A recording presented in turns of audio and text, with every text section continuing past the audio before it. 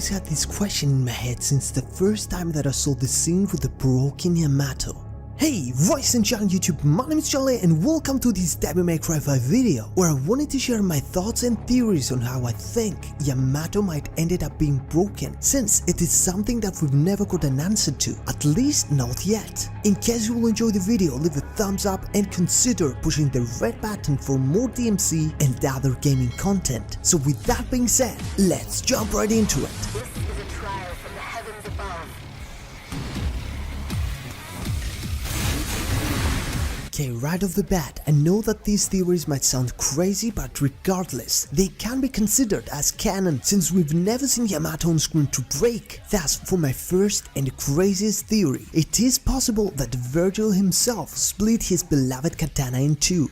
Let me explain. Essentially, the last time we saw Vergil full of hatred and anger in DMC 3 was right before he was about to fight Mundus head on without holding anything back. So since we know what the outcome of the fight was between the two, I assume that at some point towards the end of this uneven battle, Vergil saw the unavoidable loss, as he was clearly no match against the full powered on Mundus, especially on his weakened state from the previous fight with Dante. Thus, seeing no other option, decided to break it in order to stop Mundus from using it to unleash pure chaos to the human world.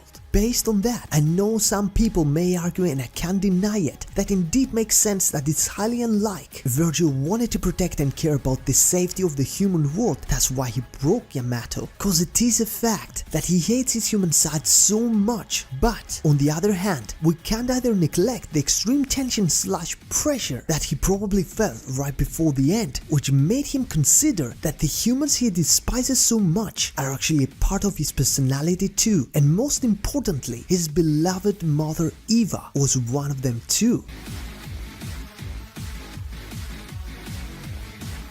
Now, the second theory is directly related with the first one, but with the twist this time that Vergil unintentionally broke Yamato. To give you the context behind my thinking, I actually got inspired from DMC 5 scene where Dante rushes to fight Urizen. So from this particular scene, Dante in his Devil Trigger form fights Urizen with full force and actually holds pretty well against him. This was before Urizen answered back with a punch that, as we can see, broke Dante's form, left him unconscious and shattered completely Rebellion, which is an extremely hard, durable and powerful sword. Now, I am aware that we don't know yet how Urizen's power level is compared against Mundus, but nevertheless, even if we consider that Urizen has half Mundus's power and is able to do this to Rebellion and Dante, just imagine what a full-blown punch from Mundus did to the already weakened Vergil, and more specifically his Yamato, while he was trying to defend himself. So the outcome at the end, one piece became two.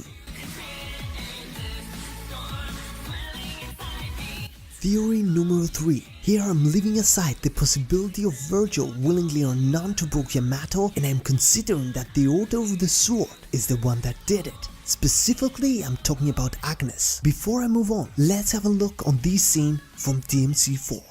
You have no idea the hardship to make just one armor come to life. I had to capture and control countless demons to harness their souls. Summoning them alone was almost an insurmountable task. Summoning? So it was you who made the gate? Yes, the Hell Gate. I created it merely as a reference and substitution for the real gate, but after utilizing an extremely powerful devil's arm. It proved sufficient.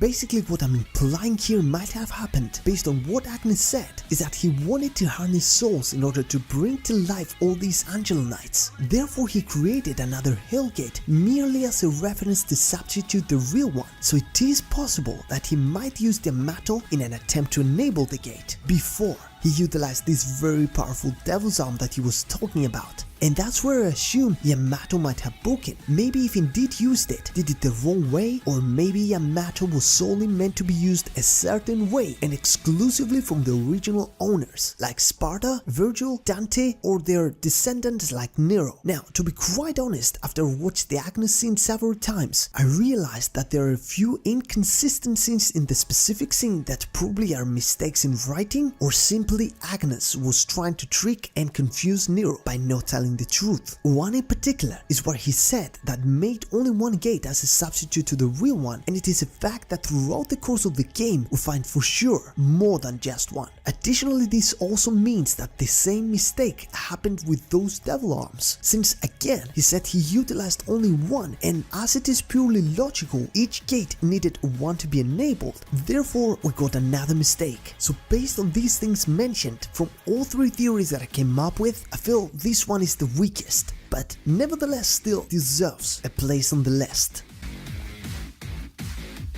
So there we have it, guys. These were the three theories that I wanted to share with you regarding the split of Yamato. I do hope that in DMC 5 we get some flashbacks that at least will touch base on the matter in order to get some answers. So I want to hear your opinion. Do you think that these theories make sense or that are total nonsense? Also, if you have something on your own, write it down in the comment section and let's have a discussion. That being said, leave a like if you enjoy and stay tuned to the channel for plenty more content. So really hope that everyone's gonna have an amazing day or night, whatever we're going to do, and I'll see you all in the next video. Bye bye!